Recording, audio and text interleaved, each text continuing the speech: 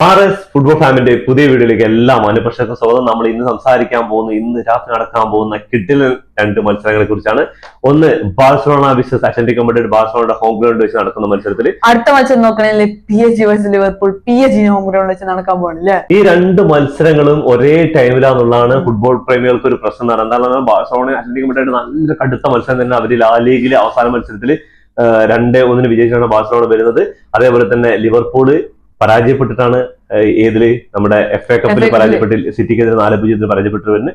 മിന്നും ഫോമിൽ കളിക്കുന്ന PSG ആണ് ഓപ്പണന്റ് ആയിട്ടുള്ളത്. പക്ഷെ എന്താ കാരണം എന്ന് പറഞ്ഞാൽ ലിവർപൂളിനും റയൽ മാഡ്രിഡിനും ഒരു പ്രത്യേകത എന്ന് പറഞ്ഞാൽ അവർ ചാമ്പ്യൻസ് ലീഗ് എത്തിക്കഴിഞ്ഞാൽ അവർക്കൊരു എനർജി വരുന്നുണ്ട്. അപ്പൊ ഇന്ന് എന്തായിരിക്കും എന്നുള്ള കാര്യത്തിൽ ഭയങ്കര രണ്ട് കളിയിൽ ഏത് കളിയാന്ന് കാണുന്നത് ഭയങ്കര കൺഫ്യൂഷൻ ആണ്. ബാഴ്സ ഫാൻസ് മിക്കവാറും ബാഴ്സ ഫാൻസും അത്ലറ്റികോ മാഡ്രിഡ് ആയിട്ടുള്ള കളി തന്നെയായിരിക്കും കാണാം. പക്ഷെ ഫുട്ബോൾ ലോകം ഏറ്റവും കൂടുതൽ കാണാൻ കാത്തിരിക്കുന്ന കളി എന്ന് പറഞ്ഞാൽ ലിവർപൂൾ വിസസ് PSG മത്സരം ആയിരിക്കും ഞാൻ വിചാരിക്കുന്നു. അതില് എതിർപ്പ് അഭിപ്രായങ്ങൾ ഉണ്ടെങ്കിൽ നിങ്ങൾക്ക് കമന്റ് ചെയ്യാം. അപ്പൊ നമുക്ക് ആദ്യമായിട്ട് റയൽ മാഡ്രിഡ് ബാഴ്സലോണ അത്ലറ്റികോ മാഡ്രിഡിന്റെ കളിയിലേക്ക് വരാം.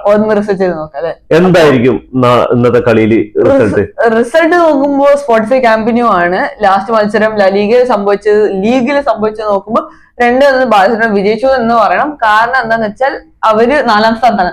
അവർക്ക് ലീഗ ഇപ്പൊ വിഷയമല്ലാത്ത കാരണം അവരെന്താക്കി, അവര് സെക്കൻഡ് ടീമിന്റെ പോലത്തെ സെക്കൻഡ് ടീം ഇല്ല ഫസ്റ്റ് ടീം ഇല്ലാത്ത പോലെ പേര് കളിപ്പിച്ചിട്ടുണ്ടായിരുന്നില്ല. ലുക്മാൻ ഒന്നും കളിപ്പിച്ചിട്ടുണ്ടായിരുന്നില്ല. പിന്നെ കുറച്ച് പേർക്ക് രണ്ടാൾക്ക് ഇതായിട്ട് റെഡ് കാർഡ് കിട്ടിയിട്ട് സസ്പെൻഷൻ ഉണ്ടായിരുന്നു. പിന്നെ കുറച്ച് പേർക്ക് പരിക്കുകളൊക്കെ ഉണ്ടായതുകൊണ്ട് മൊത്തത്തിലൊരു ബി ടീം പോലെ ഇറക്കിയത്. അവര് ഒരു സമനില അല്ലെങ്കിൽ അവിടെ കളിച്ച ഒരു പ്രസക്തി ഇല്ലാത്ത കാര്യമാണ്. എന്താ ചാമ്പ്യൻസ് ലീഗ് യോഗ്യത നേടുന്നത് മാത്രമേ ഉള്ളൂ. അവിടേക്ക് അടുത്ത വരുന്നത് ചാമ്പ്യൻസ് ലീഗ് യോഗ്യത നേടുന്നുള്ള മാത്രമേ ഉള്ളൂ. ഒരു 4ാം സ്ഥാനത്തിനുള്ളിൽ വരും. അല്ലാതെ അതിന്റെ മുകളിലേക്ക് 2ാം സ്ഥാനത്തേക്ക് 1ാം സ്ഥാനത്തേക്ക് എത്തിപ്പിടിക്കാന്ന് പറഞ്ഞാൽ ഇനിയുള്ള കളികളിൽ നടക്കുന്ന കാര്യമല്ല. അപ്പൊ അവര് സിമിയോണി ആ ഒരു ബുദ്ധി ഉപയോഗിച്ചിട്ടുണ്ട്. ആ ഒരു സ്ട്രാറ്റജി തന്നെയാണ് അവർക്ക് ചാമ്പ്യൻസ് ലീഗ് ആണ് നോക്കേണ്ടത്. ചാമ്പ്യൻസ് ലീഗിൽ ബാഴ്സലോണ അടിക്കണം. അത് എന്ത് വില കൊടുത്തും അടിച്ചേ പറ്റൂ എന്നുള്ളതിലാണ്. അതാണ് അന്ന് അവര് കുറെ റൂട്ട്ലെസ് ടാക്കിളൊക്കെ ചെയ്യണ്ടായിരുന്നു. പിന്നെ എന്ത് ചെയ്താലും ഈ ഫസ്റ്റ് ഹാഫിൽ ഇനിയിപ്പോ ഫസ്റ്റ് ലെഗ് കളി മത്സരത്തില് ബാഴ്സലോണയ്ക്ക് യമാലിന് അതേപോലെ തന്നെ അങ്ങനെ ഒരു 4 പ്ലേയേഴ്സിന് ഈ കളിയിൽ യെല്ലോ കാർഡ് കിട്ടുകയാണെങ്കിൽ അടുത്ത കളിക്ക് ജെറാഡ് മാർട്ടിൻ ഉണ്ട് അങ്ങനെ ഒരു 4 പേർക്ക് 4 പ്ലേയേഴ്സ് ഉണ്ട്. 4 പ്ലേയേഴ്സ് ആയിരിക്കാന്ന് ഞാൻ വിട്ടുപോയി.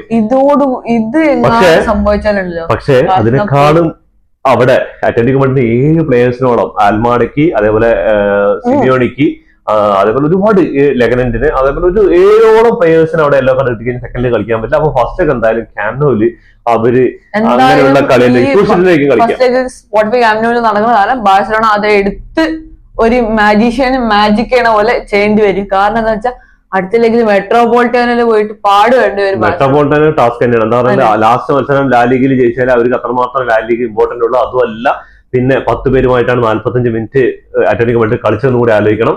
ഇവിടെ ബാഴ്സലോണയുടെ നോക്കുമ്പോൾ ആകെ ഒരു പ്രശ്നം എന്ന് പറഞ്ഞാൽ റഫീനി ഇല്ലാത്തൊരു പ്രശ്നം തന്നെയാണ്. പക്ഷെ അവര് നല്ല രീതിക്ക് കളിച്ചിട്ടുണ്ടായിരുന്നു. ആ മൂസ എന്ന് പറയുന്ന ഗോൾ കീപ്പറിന്റെ മികവിലാണ് ഫസ്റ്റ് ആ ഒരു ലീഗ് മത്സരം റയൽ മാഡ്രിഡ് അത്ലറ്റികോ മാഡ്രിഡ് കഴിച്ചിലായി തന്നെ പറയാം.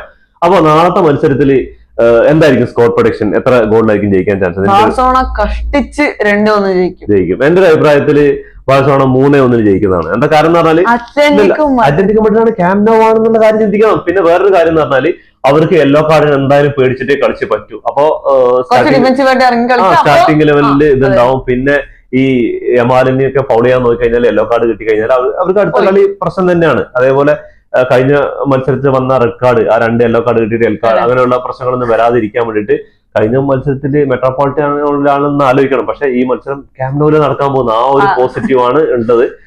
എന്തായാലും സ്റ്റാർട്ടിംഗ് ലെവലിൽ ലെവൻഡോസ്കി ഉണ്ടാവും എന്നുള്ള കാര്യം സംശയമൊന്നുമില്ല. എന്താണ് കഴിഞ്ഞ മത്സരത്തിൽ ഫസ്റ്റ് ഹാഫിൽ ഫെർമിൻ ലോപ്പസിനെയും അതേപോലെ ഓൾമോനെയൊക്കെ ഒരേ ടൈമിൽ ഇറക്കി പരീക്ഷ നോക്കിയിട്ടുണ്ടായിരുന്നു. പക്ഷെ വിജയം ഗോൾ അടിക്കാൻ വേണ്ടിയിട്ട് ലെവൻഡോസ്കി വേണ്ടി വന്നു.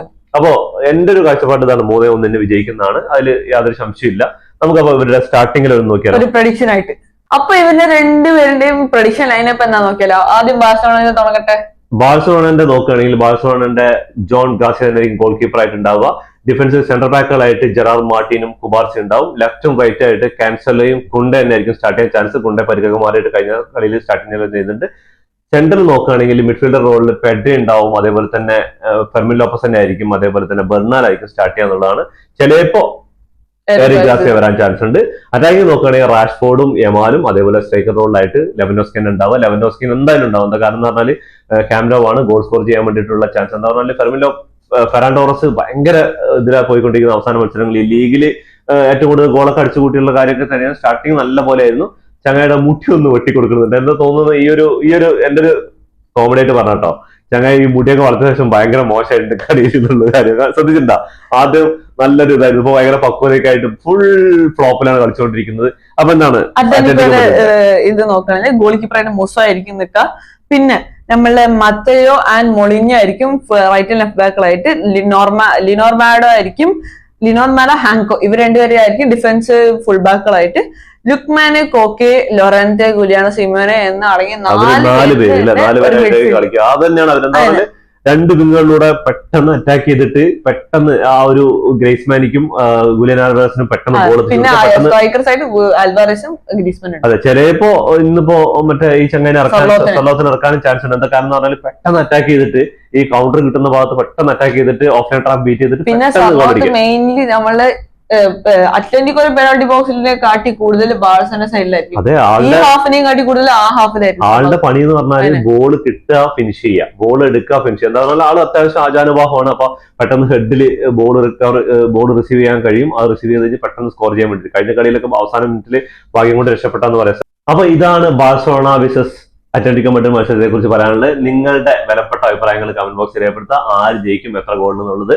അപ്പൊ നമുക്ക് അടുത്ത കളിയായ PSG വേഴ്സസ് ലിവർപൂളിന്റെ മത്സരത്തിൽ ഒന്ന് റിസർച്ച് ചെയ്താലോ? നമുക്ക് ആ മത്സരത്തിൽ കടക്കുകയാണെങ്കിൽ PSG കാര്യം നോക്കുകയാണെന്ന് പറഞ്ഞാൽ മിന്നും ഫോമിലാണ് കളിച്ചുകൊണ്ടിരിക്കുന്നത്. പക്ഷെ കഴിഞ്ഞ പ്രാവശ്യത്തെ അത്ര എനർജി PSG കാണുന്നില്ല, ചെറുതായിട്ട് ചോർന്നുണ്ട്. പക്ഷെ ഇപ്പൊ ഈ അവസാന ഘട്ടത്തിൽ ഈ അവസാന മാസങ്ങളിലായി ലീഗിൽ വീണ്ടും ഫസ്റ്റിലേക്ക് എത്തിയിരിക്കുകയാണ്. അത് ചാമ്പ്യൻസ് ലീഗിൽ മിന്നും പ്രകടനം കാഴ്ചവെച്ചിട്ടാണ് മുന്നോട്ട് വരുന്നത്. അതേപോലെ ലിവർപൂളിന്റെ കാര്യം നോക്കുകയാണെങ്കിൽ മാഞ്ചസ്റ്റർ സിറ്റി ആയിട്ട് FA കപ്പിൽ 4-0 ക്വാർട്ടർ ഫൈനലിൽ പരാജയപ്പെട്ടിട്ടാണ് അവര് നിൽക്കുന്നത്. അതേപോലെ തന്നെ ലീഗിലും 5ാം സ്ഥാനത്തോ 6ാം സ്ഥാനത്തൊക്കെ ആയിട്ടാണ് അടുത്ത പ്രാവശ്യത്തിന് ചാമ്പ്യൻസ് ലീഗ് യോഗ്യത നേടും തന്നെ ലിവർപൂളിന്റെ കാര്യത്തിൽ സംശയമാണ്. എന്താ കാരണം എന്ന് പറഞ്ഞാൽ ലിവർപൂൾ ഈ സീസൺ നോക്കി കഴിഞ്ഞാൽ തുടക്കം മുതൽ അവർക്ക് പഴിച്ചതൊക്കെ മെയിൻ ആയിട്ട് എന്താണെന്ന് വെച്ചാൽ പുതിയ പ്ലേയേഴ്സും പഴയ പ്ലേയേഴ്സും ആയിട്ട് മിങ്കിളാവാൻ പറ്റും. അതെ, അത് എന്താണ് ലൂയിസ് ഡിയാസിനെ ഒന്ന് വിട്ടുകൊടുത്തത്. അതിന് പകരമായിട്ട് വന്ന് ഇവിടെ ഇസാക്ക് വന്നു, അതേപോലെ തന്നെ കിറ്റാക്ക് വന്നു. ഇവർക്കൊന്നും അതിന്റേതായ ആ ഒരു ലൂയിസ് ഡിയാസ് അവിടെ ബയറിനോട് ഇന്നലെ അവിടെ ഗോൾ അടിച്ചുകൊണ്ടിരിക്കുകയാണ്. പക്ഷെ ആ ഒരു പൊട്ടൻഷ്യലിലേക്ക് എത്താൻ കഴിഞ്ഞില്ല. അതേപോലെ ലിവർപൂളിന്റെ മിഡ്ഫീൽഡ് മൊത്തത്തിൽ ആകെ ശോകമായിരിക്കുകയാണ്. ആകെ സെബോസ്ല മാത്രമാണ് മിന്നും ഫോമിൽ കളിച്ചുകൊണ്ടിരിക്കുന്നത്. മാർക്കൽസ്റ്ററൊക്കെ ഭയങ്കര ഫോം ഔട്ട് എന്ന് തന്നെ പറയാൻ പറ്റും. അത്രയും മോശം കളിയിലൊക്കെയാണ് പോയിക്കൊണ്ടിരിക്കുന്നത്. അതേപോലെ തന്നെ അവരുടെ ഡിഫൻസ് പോയി കഴിഞ്ഞാൽ